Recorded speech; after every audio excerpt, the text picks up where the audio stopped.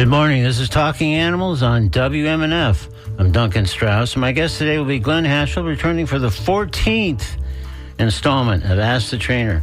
That means as of this morning, we're approaching 14 instances over the years of inviting listeners to call in with questions for Glenn about their dogs or cats' behavior. Questions about other animals are, of course, welcome too. If you've heard previous editions of Ask the Trainer, which we aim to present every 2 to 3 months, you'll recall that Glenn served as the Behavior and Enrichment Manager at the Humane Society of Tampa Bay. He's retired from that position, and he's also, of course, an accomplished dog trainer and behaviorist. He's also a former WMNF programmer. During Ask the Trainer shows, Glenn fields several calls and emails seeking to answer listener questions about their animal's behavior and or provide guidance on training or how to otherwise address that particular issue. So this morning, we again invite listeners to call in 813-239-9663 with questions for Glenn, or the questions can be submitted by email, dj@wmnf.org, or via text, 813-433-0885. Incidentally, we've learned that phone calls in this case tend to be most effective because they enable Glenn to ask the caller follow-up questions, more precisely assessing the situation and better sort of calibrating his recommended solution. Still, for listeners unable to call or who just prefer to write in, we also incorporate questions, again submitted by email at dj@wmnf.org or text 813-433-0885. So feel free to call or email now while Glenn and I talk for a few minutes. And first of all, Glenn, welcome back to Talking Animals / Ask the Trainer. Thank you, sir. It's good to be back. Good to see you. And so we often have that last story in the news that was talking about the Gifford fire. And I believe the Gifford fires in California, I didn't expect to be talking about this, but last night I read that they've been able, last night I read that they found the start, or what they believe was the beginning of the fire in the Gifford fire, which I think now is at a large number of acres. But it was that what they found was a charred fish down in the yard. This isn't a joke. This isn't heading somewhere. And and it's pretty far inland, I believe, where this is. And what they believe is that an osprey, a tired osprey that was flying with this fish it had caught, ended up dropping the fish. It hit the power lines, 2 of the power lines, and that created the sparks that hit the ground on this very dry ground. Wow. And that sparked the fire.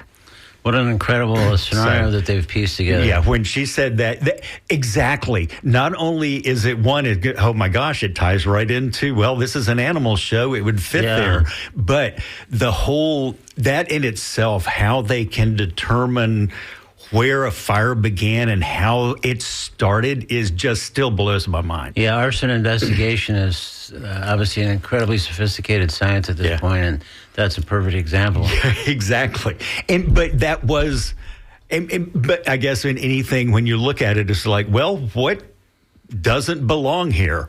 A charred fish to begin with. How did that fish get so far inland? But yeah, I just found that absolutely fascinating. Good morning, Duncan. How are Glenn? You? What a story to start with. That is a good story to start with. And we typically also start with some sort of thought that you've had or observation that you've made, either with recent experiences helping animals out in the field or otherwise, or things that have just occurred to you because you've seen a number of instances of certain things happening. So if there's something that we should sort of ease into, I suspect that we always have something pretty good to sort of launch us in this direction. Always. And then we'll take calls, of course, at 813-239-9663.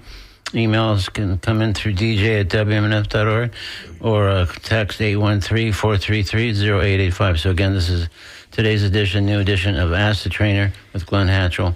And so you can call or email or text using those methods if you'd like to pose a question about your dog or cat's behavior or some training issue or anything else that you think Glenn could help address.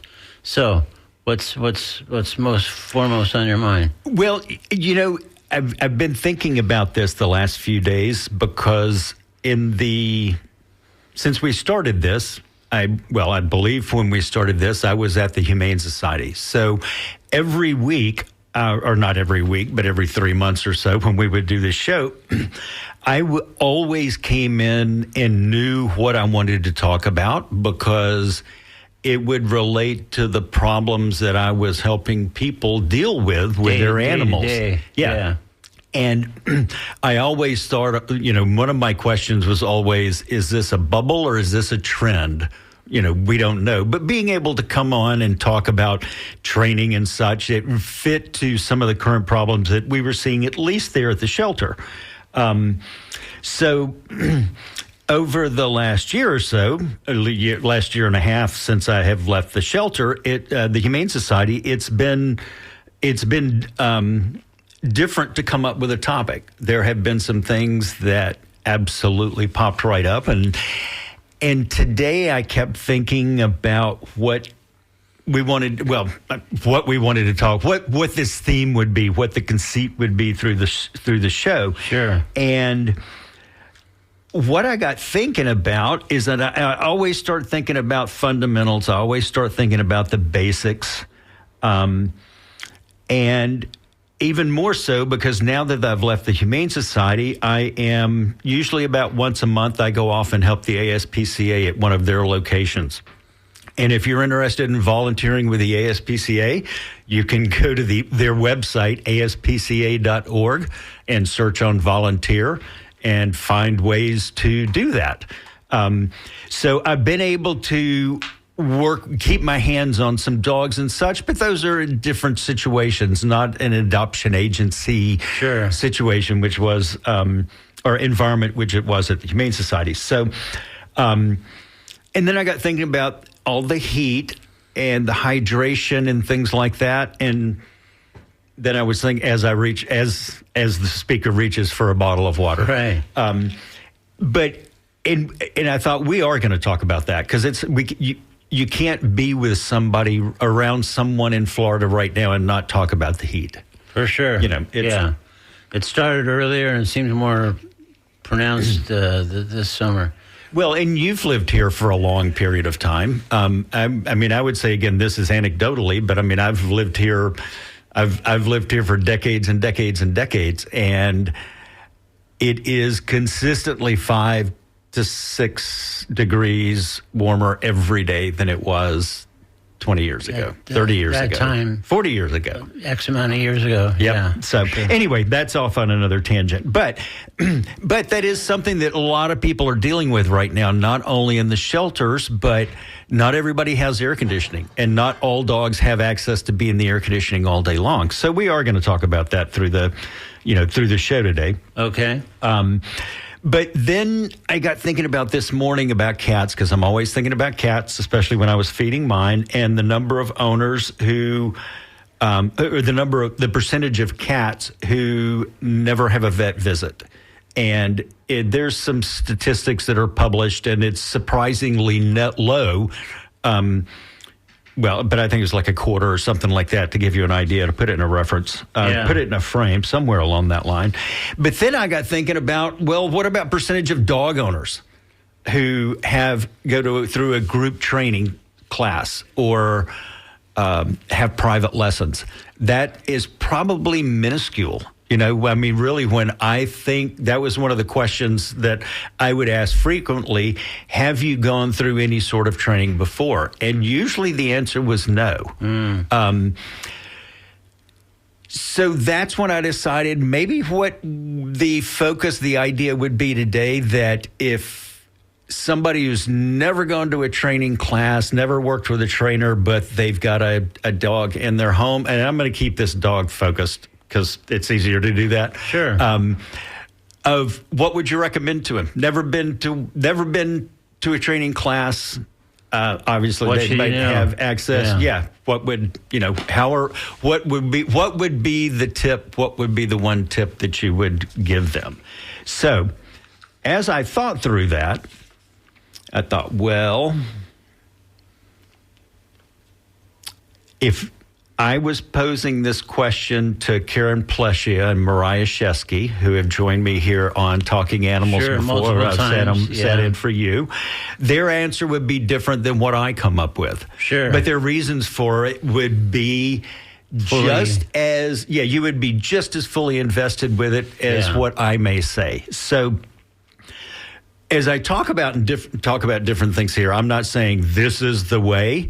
It's just one way. This is how I would approach it. These are the things that I would think about. So and maybe we'll sort of lace this throughout the conversation because we can take a call now, and that may spin us in the direction that you have in mind. And so I think we've got, if I'm not mistaken, we got. I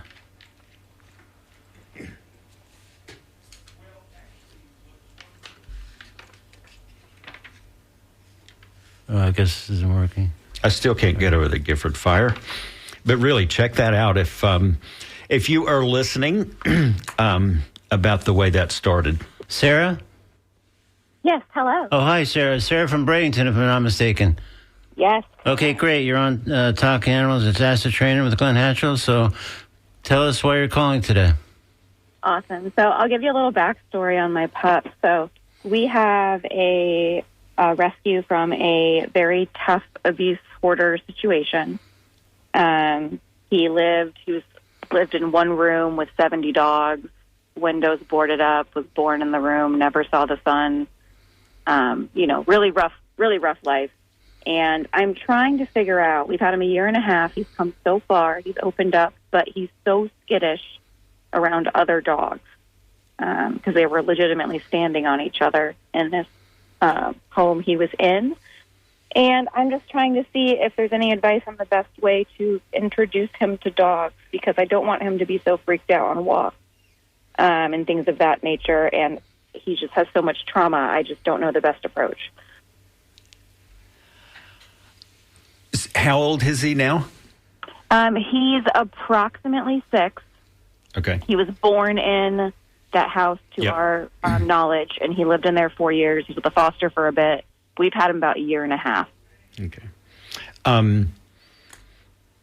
Are there other things he shows fears to? Oh, yeah. I mean, he's afraid of most things. Okay. Yep. And that's so the best, at least, well, and again, this is my perspective of looking at it. There are things you can do that could mitigate.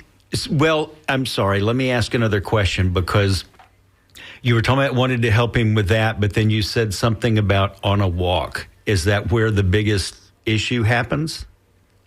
Yeah, because that's generally the only time he has any interaction with other dogs. Mm-hmm. We've got him accustomed to where he's not as afraid of people anymore. Mm-hmm. I just like to walk the neighborhood. Yeah, it's a big win. Yeah. He used to just hide the entire day, even from us at home. So, but yeah, we walk around the neighborhood. I try to get him used to being around other people and dogs, and he just gets so afraid, and I'm afraid one day he's going to somehow get free and run. Mm-hmm.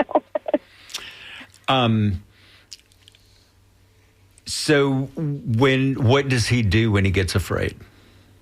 Does he start pulling? Yes, yeah. Okay. He backs up and he just cowers quite a bit and just tries really hard, locks his feet into the ground to not move, essentially. Mm-hmm. And where would the other dog be at this point? Generally just nearby. I usually, most people are pretty respectful. Mm-hmm. I'll just say, hey, can we get some space? But I would like to see if they could introduce themselves. But every now and then we get a rogue one that kind of runs at him, which I know is just going to be an adverse reaction regardless. Right. My first recommendation is I would only do. I'm sorry, I forgot to ask his name. I almost called him Sarah a second ago, but that's your name. His name is Cowboy. Cowboy. If Cowboy shows some movement towards the other dog, would I pursue trying to do an introduction?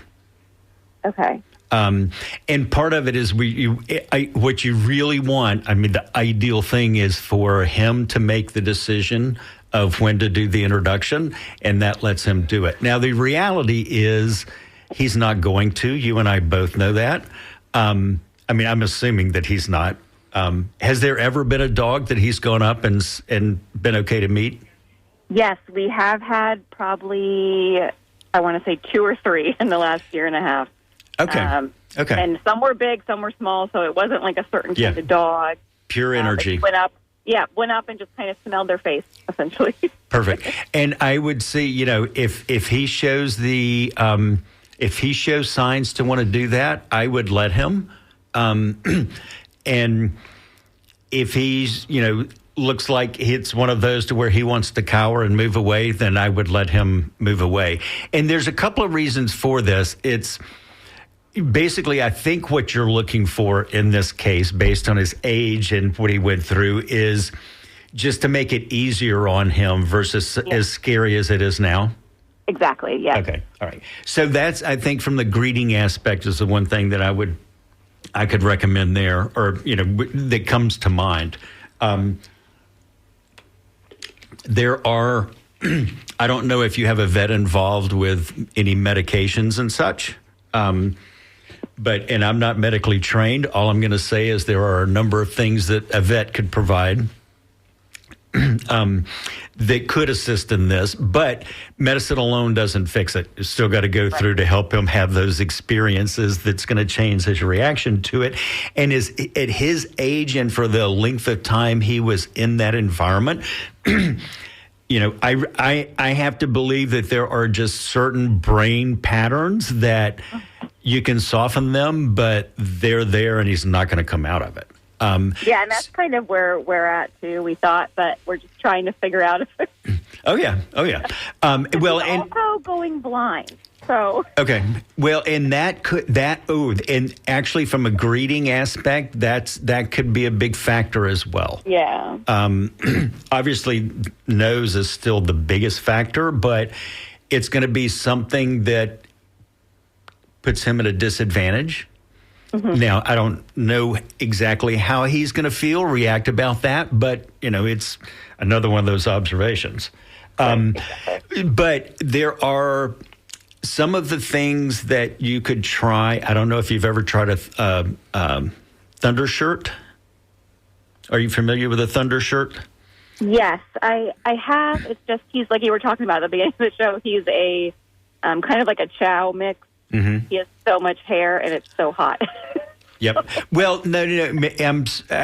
Absolutely. So that is a big factor there. So a couple of things, though. The more recent ones, I know early on they were pretty thick, but the ones that they have now are much more breathable. But all we're talking about here, though, so when you go out for a walk, generally, how long are you out with him on leash?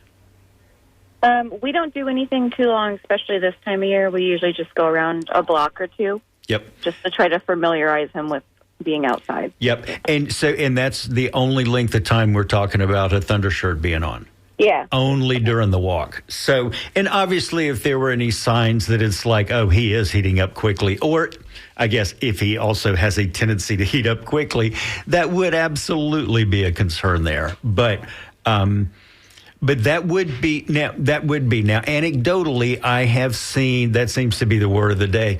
Anecdotally, I have seen a lot of success with thunder shirts on dogs with fears, but there's also a range to where the amount of fears he's showing, the thunder shirt, I would be surprised if it was. My instinct says that I would be surprised if there was enough of influence from the thunder shirt to make it worth it. Right. But again, that's just thinking solely based on his environment in the early years and what you're dealing with a year and a half later. Right.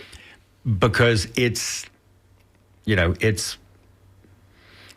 And a lot of people would think, well, why a thunder shirt? Sorry, let me go back to that. A thunder shirt has a calming effect on most dogs. Basically, think of it like a hug, but there's some nerve stuff, and there's things that happen when the thunder shirt goes on, and that squeeze happens.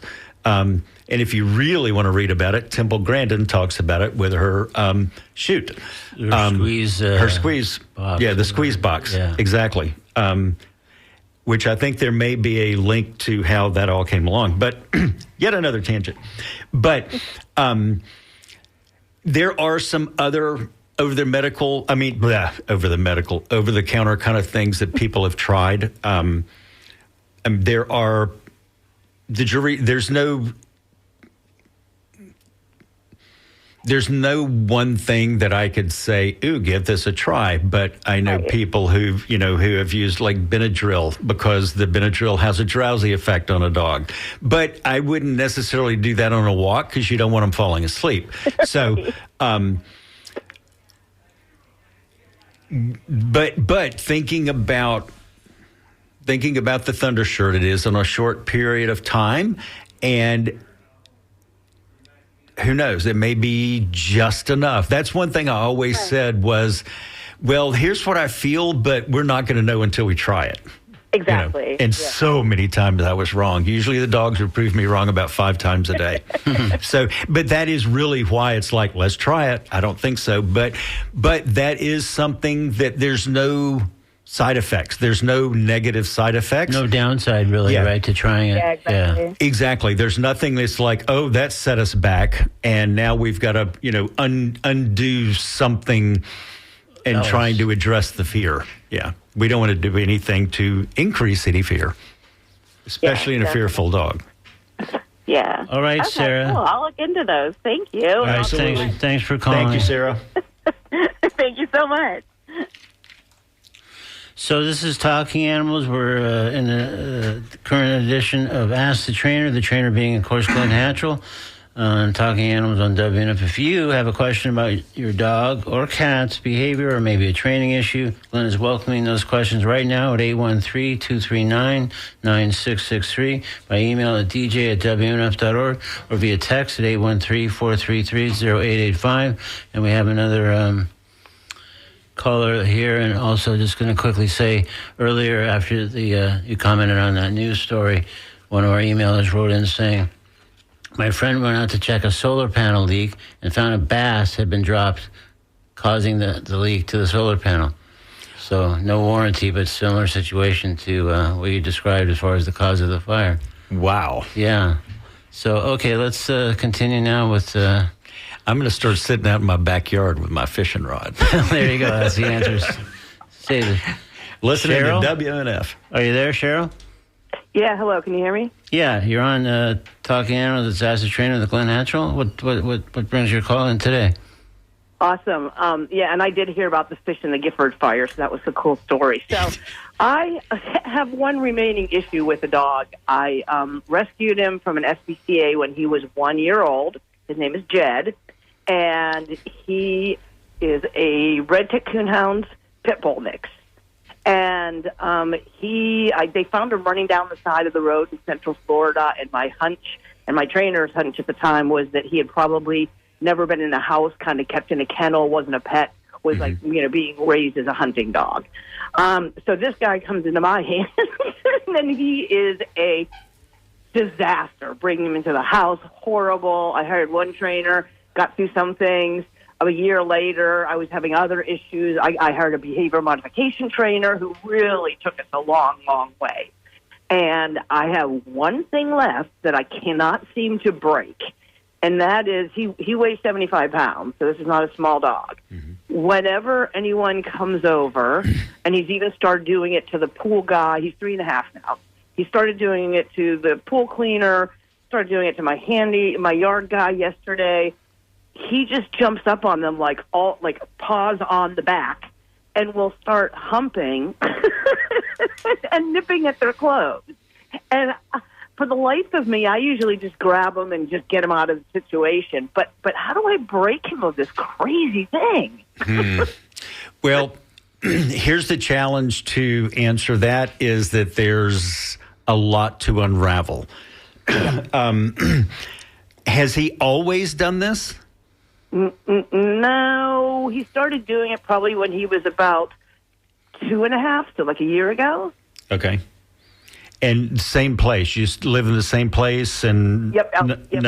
None of that's changed. Nope. So my first thought always, is anytime we're looking, we start looking at a problem, how we're going to address it. Pardon me a moment. Oh, that was louder than I expected there. Is we don't want the dog to be able to repeat the problem behavior. We want to be able to eliminate their ability to do it at all. Now, so what that says is that if the pool guy's coming over or the lawn guy's coming over, you want to have him on a leash before that. So he can't get to them. And then, assuming that at that point you can get one of those guys or have come close to him now, and you've got Jed, then start teaching an introduction routine with Jed and the other people, like having him sit, something like that. So that's what pops in my mind initially. What do you think about that? Have you tried something like that? Well, I tried something like that.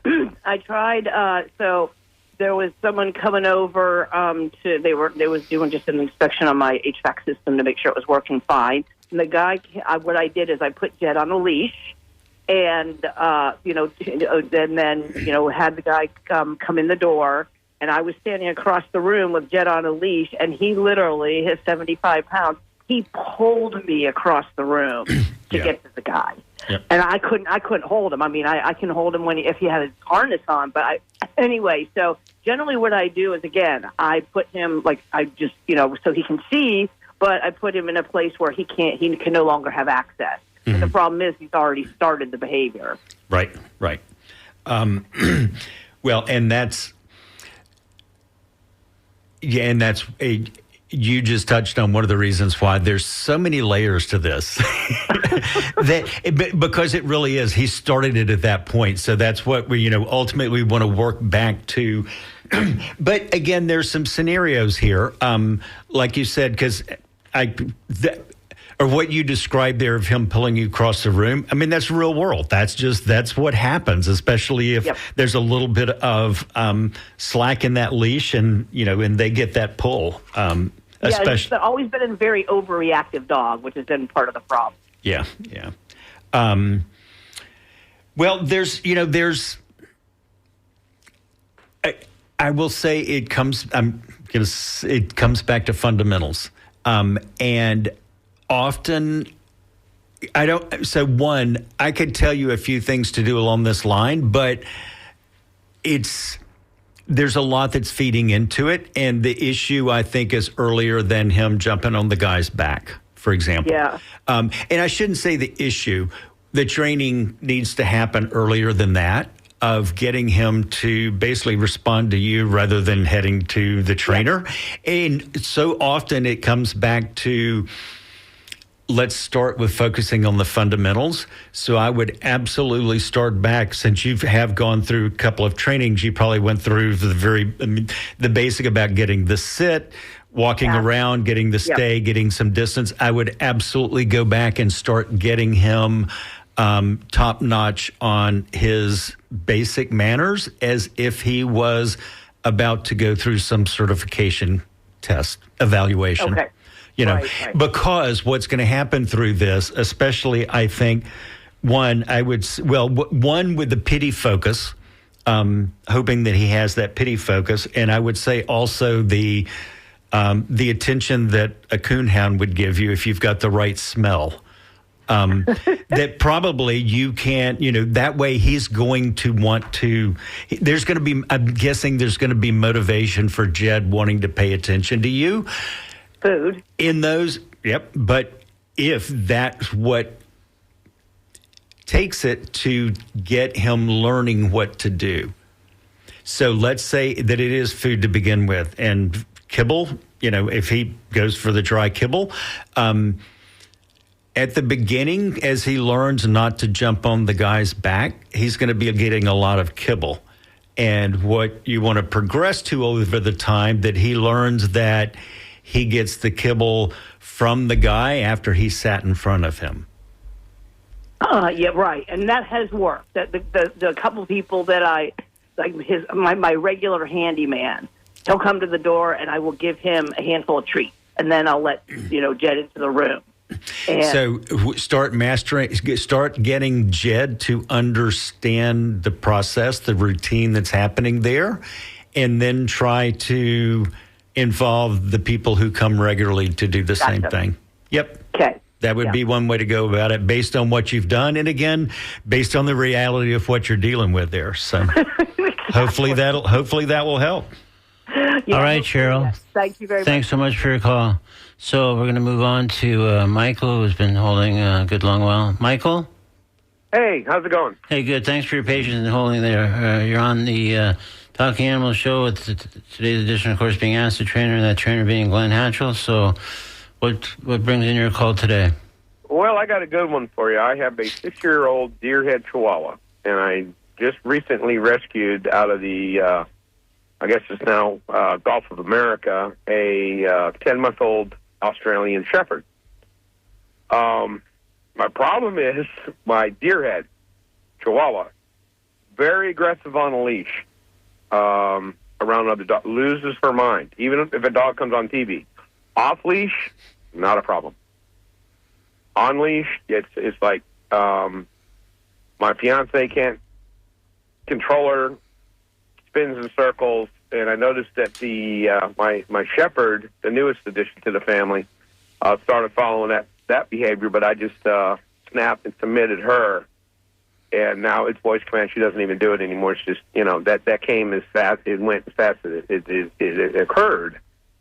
But the deerhead, which is 6-year-old Penny, sweet dog, except on leash. It's like, I had to make a determination if she's in protect mode of either myself or my wife, which was not the case. And so I'm kind of at a loss on what I do is I submit her on the ground. And it is like, a battle royal with a 10-pound deerhead Chihuahua that has absolutely lost her mind. I walk away about, 10 feet away. She calms down. She goes into submissive, calm state. Once the energy, is released, I can walk her until she sees a dog and a golf cart. Now, I am the third owner of this dog. She was brought back to the shelter 3 times, and I'm like, no, we're taking the dog and working with her. Other than that, there was only one food aggression, and that was, basically our fault. But we cured the food aggression, so we have no food aggression. We don't have any other behavioral issues with this dog, other than the going absolutely berserk. It's like flying a kite, and it's out of control. She's just doing. What area do you live? I live over in Clearwater, Palm Harbor.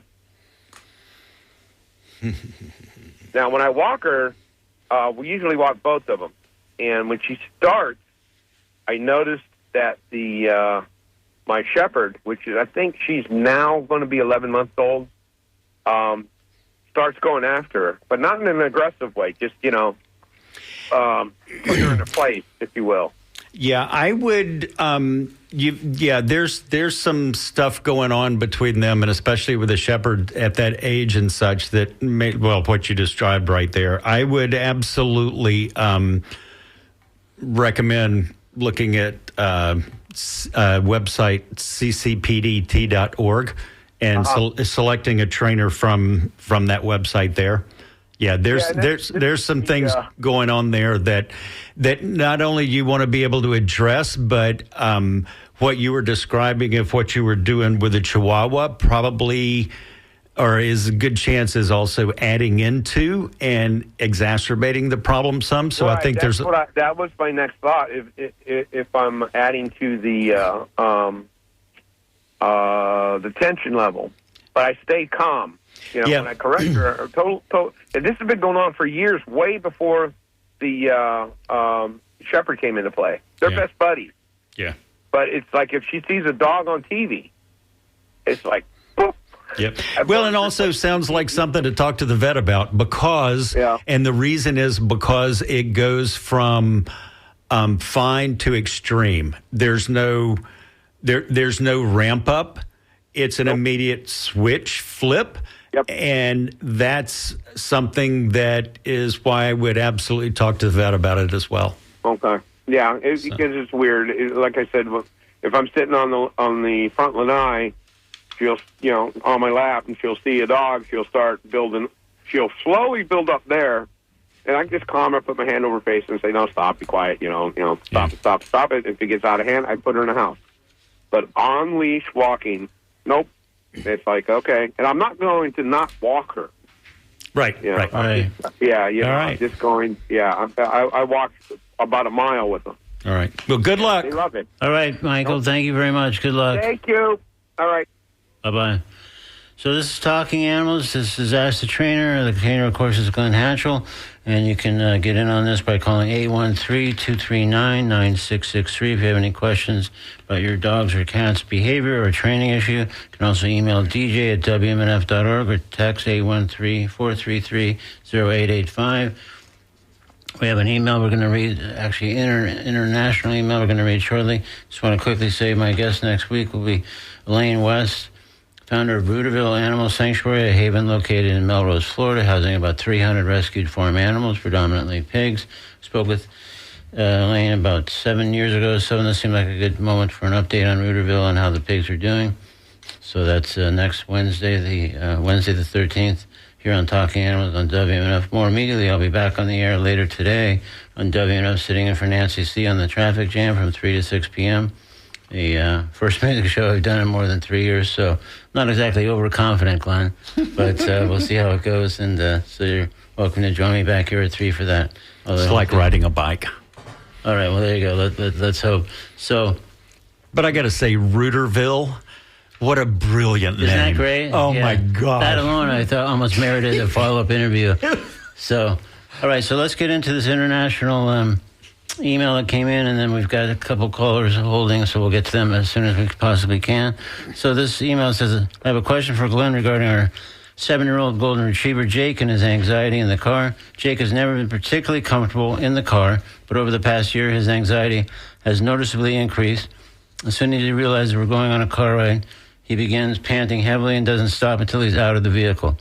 On a recent trip from Toronto to Montreal, the anxiety was especially intense. We had to make frequent stops to walk him and give him water, which helped temporarily. However, as soon as we were back in the car, he resumed panting, remained standing, the entire time, and leaned against the back seat. He refuses to sit or lie down during car rides. Do you have any advice or suggestions that might help Jake feel more at ease during travel? Thank you. Karen, that's from Karen. All right. Well, that is thinking about the fearful dog that was fearful of other dogs on the walk. Where are those notes? And it's Sarah's. I think it was Sarah's dog. Excuse me. Several of those same recommendations, I think, I would recommend here. The good thing that I hear out of that email is the dog, excuse me. The good thing I hear about that email is that when they go outside, or the dog gets outside, gets out of the car, it sounds like he quickly calms down. And I say that based on the fact that the panting resumes when he jumps back in. So that's good that it narrows, or we could kind of say that it focuses it onto being in the car versus the trip necessarily. And I think, well, by that, I mean, if you were on a long trip and you stopped to let him out for a little bit, if the dog knew that you were getting back in the car and he didn't like traveling, there's a good chance he would continue to pant and do those kinds of things. So it does sound like that he recovers, which is definitely a positive there. You're doing the right things as far as the increased stops, because since the dogs can't tell us what's happening with them, if there are signs of stress, as the ones you described of the panting and such, having those stops is good because it gives him the break, and we don't know for sure if anything's happening. But this feels like, to me, it could once again be at a level to where a thunder shirt could very well be effective, because a thunder shirt is going to help calm the dog down. And I came across this just using the thunder shirt, and when I started, and I'm not doing, and sorry, I should say a calming shirt rather than necessarily giving a given a brand name, because I'm not endorsing one specific one at all. It's just that's the one that I used early on and was the first one that was readily available. But what I realized is they gave a calming effect that dogs could use in any sort of situation to where they were a little heightened with what I would describe for myself as anxiety. If I'm going into a new situation, I'm going to have a little bit of heightened anxiety because of the unknown. And I'm thinking that the thunder shirt could possibly help him during the times that he's in the car going on the ride. Some of the things that could be affecting it could be the movement. It could be the volume. It could be the noise. Could be the vibration. I know cats are very susceptible to vibrations, but I've never read that dogs are. But I have to believe that they are. And part of it is just seeing their reactions when a big truck comes by or a train or something like that. But again, there's also some over-the-counter kind of things in what's being described here that I think could be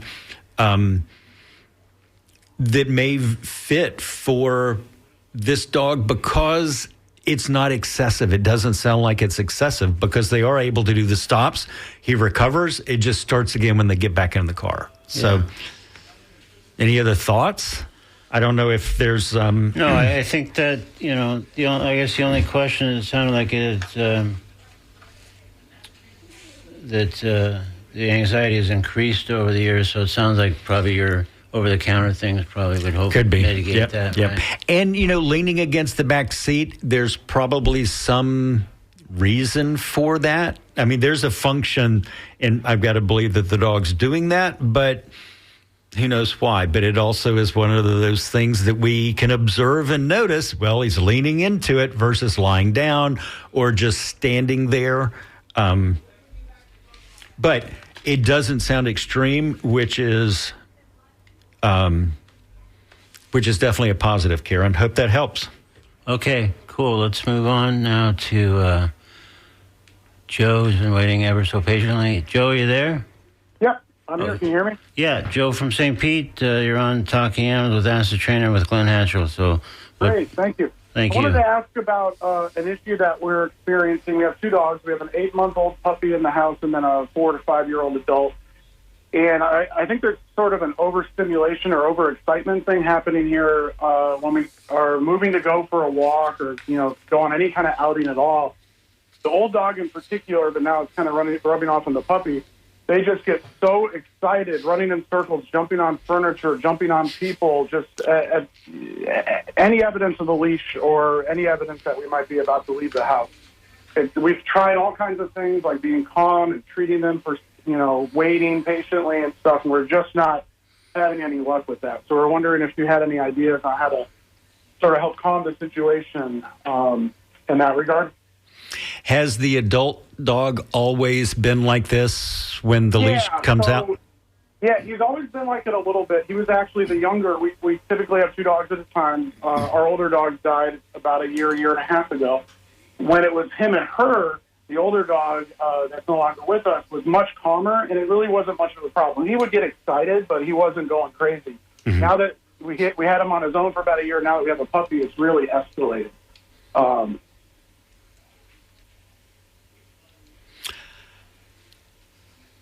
right.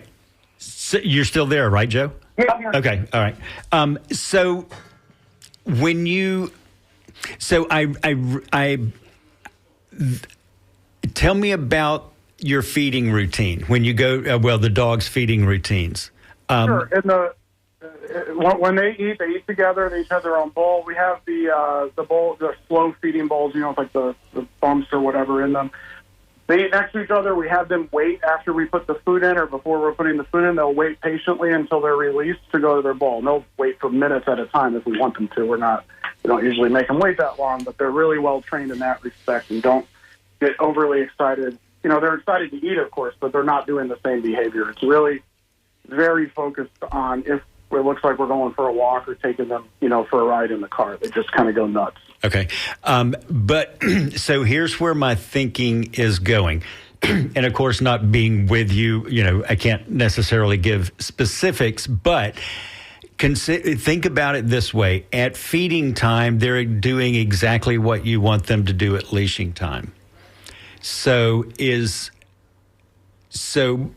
since they will sit there, as you said, for minutes at a time, start thinking about how you can incorporate getting the leash and such on them while they're waiting for the food. Now, thinking through the details right now, I'm not going to try to give you a step-by-step because I don't know what your current steps are. But the idea being, again, they're going to get fed and they're willing to do anything for it.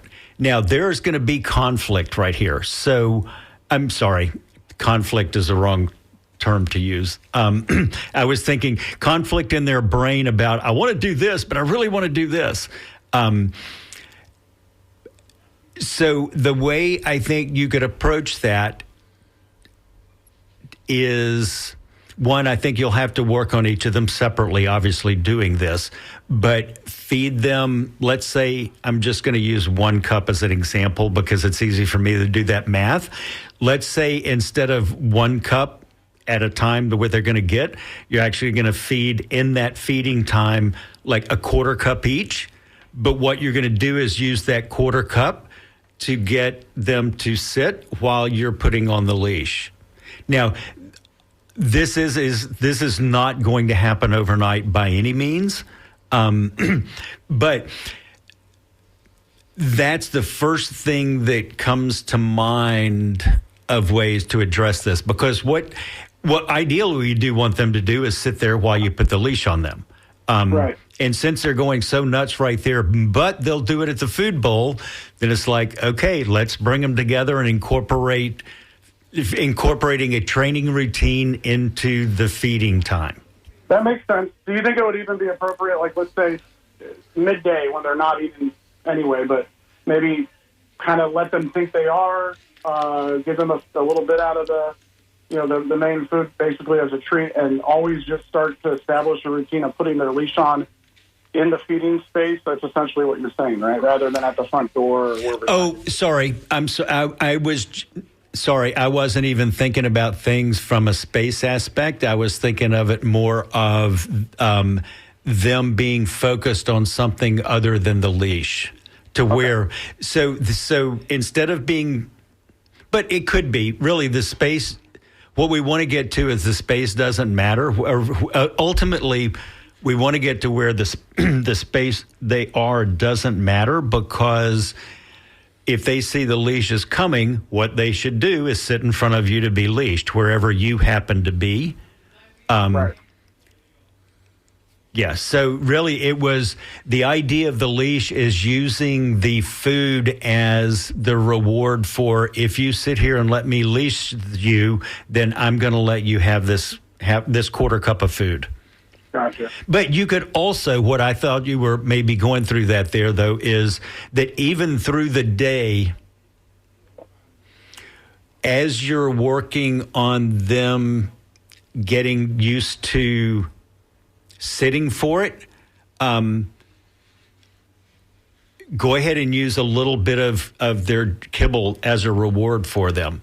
Ultimately, what you want is that they're going to be excited because when they come back from the walk is when they would get the reward.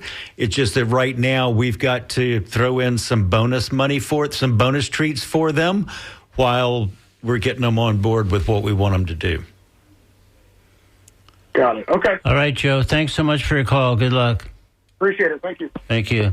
All right, so we're in our home stretch here of our edition of Ask the Trainer with Glenn Hatchell. I'm going to try to put on one more call.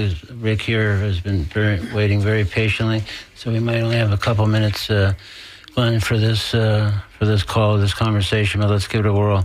All right. Okay, Rick, hi. You're on the air with Glenn Hatchell for Ask the Trainer. Hi, guys. Thanks for taking the call. For sure. We adopted Charlie, a 32-pound mutt with corgi in him, 4 years ago. He's 11 this month.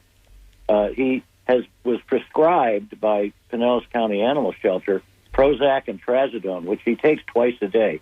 He is still extremely manic, and the one trait we're trying to cure is that he barks at me aggressively every time I change rooms or go to an exterior door.